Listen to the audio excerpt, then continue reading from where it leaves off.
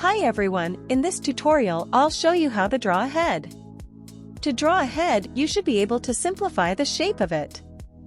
Every human head can be broken down into a basic square, rectangle, circle, triangle, or a combination of two or more shapes.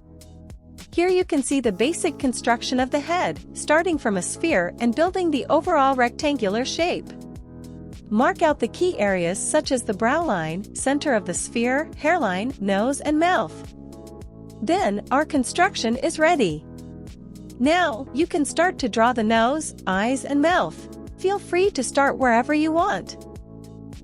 Remember, the distance between each eye corresponds to the width of the nose. The line of the mouth starts from the middle of the left eye and ends in the middle of the right eye. After locating the location of the individual parts, define the line art.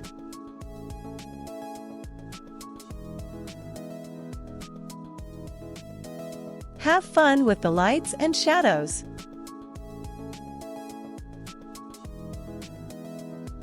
Now, you know how to draw a head. I really hope you will like this tutorial and thank you for your support.